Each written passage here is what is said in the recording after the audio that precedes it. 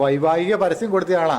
Kottayam ഏറ്റുമാനൂരിൽ Parolickal railway ഗേറ്റിൽ വെളുപ്പിന് 5:30 ട്രെയിനിന്റെ മുന്നിൽ ജീവൻ ഒടുക്കിയ ഷൈനിയും മക്കളും.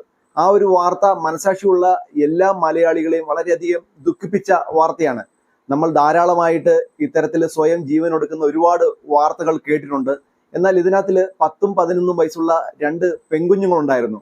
അവരെ എങ്ങനെ സമ്മതിപ്പിച്ചു ഇങ്ങനെ ഒരു മരണത്തിലേക്ക് ഈ അമ്മ കൊണ്ടുപോയി എന്നുള്ളൊരു വലിയ ആ ഒരു നൊമ്പരം എല്ലാ മലയാളി മനസ്സുകളിലും ഉണ്ടായിരുന്നു. അപ്പോൾ അതിന്റെ ചില CCTV ദൃശ്യങ്ങൾ പുറത്തു വന്നിട്ടുണ്ട്. അതായത് ഈ പെൺകുഞ്ഞുങ്ങളെയും കൂട്ടി വെളുപ്പിന് 5 മണിക്ക് ഷൈനി വീട്ടിൽ നിന്നും ഇറങ്ങുന്ന ചില CCTV ദൃശ്യങ്ങൾ വളരെ വേദനയുണ്ടാക്കുന്ന ദൃശ്യങ്ങളാണ് അത്. എൻ്റെ ഒരു അടുത്ത സുഹൃത്തായ ഒരു യൂട്യൂബർ സിജോ മാത്യു എന്ന് പറഞ്ഞ യൂട്യൂബർ അവിടെ ചെന്ന് ഇത് എടുക്കുകയും അദ്ദേഹത്തിന്റെ യൂട്യൂബ് ചാനലിൽ ഈ ഒരു യൂട്യൂബ് ചാനൽ ഇടുകയും ചെയ്തിട്ടുണ്ട്. അത് കാണുന്ന ഏതൊരു മനുഷ്യനെ സംബന്ധിച്ചും വളരെയധികം വേദന ഉണ്ടാക്കുന്ന ഒരു ദൃശ്യങ്ങളാണ്. അത് നമുക്കൊന്ന് കണ്ടു നോക്കാം.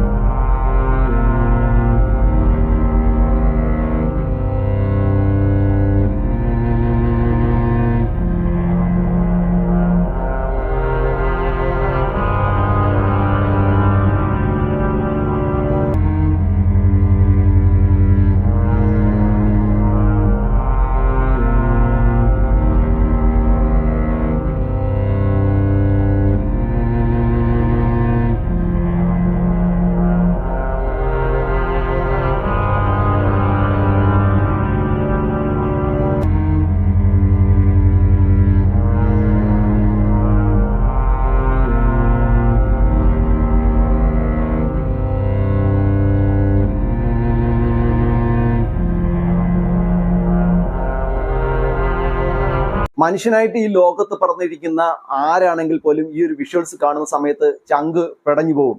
ഇളയ കുഞ്ഞ് അമ്മയോടൊപ്പം ചെല്ലുവാൻ വേണ്ടി വിമുഖത കാണിക്കുന്നത് നമുക്ക് ആ ഒരു വീഡിയോ ദൃശ്യങ്ങളിൽ വ്യക്തമാണ്. അപ്പോൾ ഞാൻ ഈ ഒരു വീഡിയോ ഇവിടെ കാണിച്ചതിൻ്റെ ഒരു പ്രധാനപ്പെട്ട ഉദ്ദേശം എന്താണെന്ന് ചോദിച്ചു കഴിഞ്ഞാൽ, ഇതുപോലെ മക്കളുമായിട്ട് ഒറ്റയ്ക്ക് ജീവിക്കുന്ന ഒരുപാട് സ്ത്രീകൾ ഇന്ന് നമ്മുടെ കേരളീയ സമൂഹത്തിന്റെ ഇടയിലുണ്ട്. വളരെയധികം ബുദ്ധിമുട്ട് അനുഭവിക്കുകയും ജീവിതത്തിൽ മുന്നോട്ട് പോകാൻ ഒരു വഴിയുമില്ലാതെ എല്ലാ വഴികളും അടയുന്ന സമയത്ത് എല്ലാ സ്ത്രീകളുടെയും മനസ്സിൽ ഇതുപോലെ കുട്ടികളെ കൂട്ടി സ്വയം ജീവൻ ഒടുക്കിയാൽ എന്താണ് എന്നുള്ളൊരു ചിന്താഗതി ഉള്ളിലേക്ക് കടന്നു വരും. ഒരു കാരണവശാലും സ്വയം ജീവൻ ഒടുക്കുന്നത് ഒന്നിൻ്റെയും പരിഹാരമല്ല. ഈ ലോകത്ത് ജീവിച്ച് കാണിക്കാനാണ് ഏറ്റവും ബുദ്ധിമുട്ടുള്ള കാര്യം.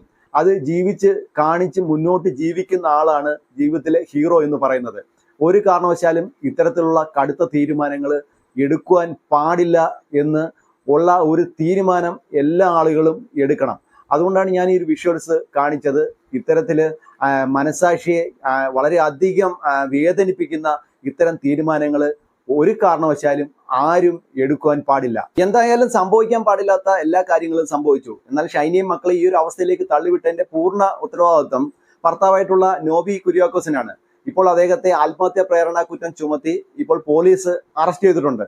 പരമാവധി ശിക്ഷ ഇദ്ദേഹത്തിന് കിട്ടണം എന്നുള്ളതാണ് ഇവിടുത്തെ പൊതുസമൂഹത്തിന്റെ ആഗ്രഹവും ആവശ്യവും. ഈ ഒരു മരണവുമായി ബന്ധപ്പെട്ട് നോബിക്കെതിരെ മാത്രമല്ല ആരോപണങ്ങൾ ഉയർന്നു വന്നത്. നോബിയുടെ സഹോദരനായ പുരോഹിതനെതിരെയും വലിയ രീതിയിലുള്ള ആരോപണങ്ങൾ ഉയർന്നു വന്നു. ഈ പുരോഹിതൻ ഓസ്ട്രേലിയയിൽ ഇപ്പോൾ പുരോഹിതനായിട്ട് തുടർന്ന് പോവുകയാണ്. അപ്പോൾ ഓസ്ട്രേലിയൻ മലയാളികളും അതുപോലെ കേരളത്തിലുള്ള വിശ്വാസികളൊക്കെ വലിയ രീതിയിലുള്ള പ്രക്ഷോഭമാണ് ഇദ്ദേഹത്തിനെതിരെ ഉണ്ടായിക്കൊണ്ടിരിക്കുന്നത്. രൂപതയ്ക്കൊക്കെ കൃത്യമായ രീതിയിൽ ഉള്ള പരാതികൾ ഇപ്പോൾ ആളുകൾ അയച്ചുകൊണ്ടിരിക്കുകയാണ്. ഇദ്ദേഹത്തെ പുരോഹിത സ്ഥാനത്ത് നിന്ന് തന്നെ മാറ്റിക്കൊണ്ട് ഇദ്ദേഹത്തെ നാട്ടിലെത്തിച്ച് പരമാവധി ശിക്ഷ ഇദ്ദേഹത്തിനും വാങ്ങിക്കൊടുക്കണം എന്നുള്ളതാണ് വിശ്വാസികളുടെ ഇടയിലും അതുപോലെ ഇവിടെ ഈ ഒരു വാർത്ത ശ്രദ്ധിക്കുകയും അത് കാണുകയൊക്കെ ചെയ്ത പൊതുസമൂഹത്തിന്റെ ഏറ്റവും വലിയ ആവശ്യം എന്ന് പറയുന്നത്. ഈ പുരോഹിതനെ കുറിച്ച് ഈ പുരോഹിതന്റെ വീടിന്റെ അയൽപക്കത്ത് താമസിക്കുന്ന ഒരു അമ്മ പറയുന്നത് നമുക്കൊന്ന് കേട്ടു നോക്കാം. അപ്പോൾ കാര്യങ്ങൾ കൃത്യമായിട്ട് നമുക്ക് മനസ്സിലാക്കുവാൻ സാധിക്കും ഈ പുരോഹിതന്റെ സ്വഭാവം എന്താണ് എന്നുള്ള കാര്യം. ശരിക്കും ആദ്യ കാലഘട്ടത്തിലെ സെമിനാരി ജീവിതം നിർത്തി പോന്നിട്ട് വിവാഹ ജീവിതത്തിന് വേണ്ടി വന്ന പരസ്യം വരെ കൊടുത്തൊരു വ്യക്തിയാണ്. അതെയോ? തുടർന്നാണ് വീട്ടിൽ കാരണന്മാരുടെ രീതി കണ്ടിട്ടാണോ എന്നറിയത്തില്ല, തുടർന്നാണ് പുള്ളി വീണ്ടും അച്ഛനാകാൻ. വൈവാഹിക പരസ്യം കൊടുത്ത ആളാ. വൈവാഹിക പരസ്യം വരെ കൊടുത്ത ആളാ. പേപ്പറിൽ കൊടുത്തതാണ്. നമ്മുടെ അപ്പനാദേശി കൊടുത്തിട്ടുണ്ട്. അതെയല്ലേ? ചേച്ചി കണ്ടോ അത്? ഞാൻ വായിച്ചിട്ടുണ്ട്. അതെയോ?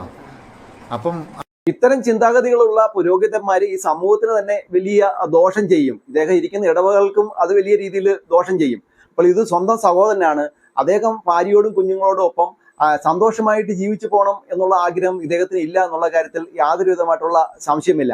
അല്ലെങ്കിൽ ഭാര്യയും ഭർത്താവും തമ്മിൽ എന്തെങ്കിലും പ്രശ്നങ്ങൾ ഉണ്ടെങ്കിലും ഒരു പുരോഹിതൻ എന്ന സ്ഥാനത്ത് നിന്നുകൊണ്ട് സ്വന്തം സഹോദരനെ കാര്യങ്ങൾ പറഞ്ഞ് മനസ്സിലാക്കുകയും അവരെ എങ്ങനെയെങ്കിലും യോജിപ്പിച്ച് സന്തോഷത്തോടെ മുന്നോട്ട് കൊണ്ടുപോവുകയും ചെയ്യുന്നതിന് പകരം വളരെയധികം ബുദ്ധിമുട്ടുണ്ടാക്കി ഇവരെ രണ്ടുപേരെയും രണ്ട് സ്ഥാനത്ത് എത്തിക്കുകയും അത് കൂടാതെ ആ കുഞ്ഞുങ്ങളെയും ആ ഒരു സ്ത്രീയെയും ജീവിക്കാൻ വിടാതെ അവർ പോകുന്ന എല്ലാ സ്ഥലങ്ങളിലും അവർക്ക് പ്രതിബന്ധങ്ങൾ ഉണ്ടാക്കിയ ഒരാളാണ് ഈ പുരോഹിതൻ.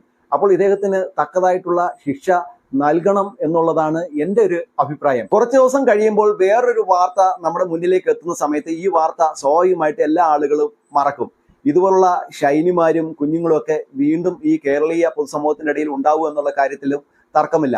അത് ഉണ്ടാവാതിരിക്കണമെങ്കിൽ മനുഷ്യന്റെ മനസ്സിൽ നല്ല രീതിയിലുള്ള നന്മയും കരുണയും ഉണ്ടായെങ്കിൽ മാത്രമേ അത് ഉണ്ടാവാതിരിക്കത്തുള്ളൂ. അത് വീണ്ടും വീണ്ടും ആവർത്തിക്കപ്പെടുന്നത് ആ ഒരു ഒറ്റ കാരണം കൊണ്ട് മാത്രമാണ്. എന്നാലും ഇത്തരം കാര്യങ്ങൾ ചെയ്യുന്ന ആളുകൾക്ക് തക്കതായിട്ടുള്ള ശിക്ഷ വാങ്ങിച്ചു കൊടുത്തു കഴിഞ്ഞാൽ ഈ പൊതുസമൂഹത്തിന്റെ ഇടയിൽ അത് വലിയ ഒരു മാതൃകയാകും. അപ്പോൾ ഇത്തരം സംഭവങ്ങൾ ഉണ്ടാവുന്നതിന്റെ എണ്ണം കുറയും എന്നുള്ള കാര്യത്തിലും തർക്കമില്ല. ഈ ഒരു വിഷയത്തെക്കുറിച്ച് നിങ്ങളുടെ അഭിപ്രായം എന്താണ്? നിങ്ങളുടെ അഭിപ്രായം കമന്റ് ബോക്സിൽ രേഖപ്പെടുത്തൂ.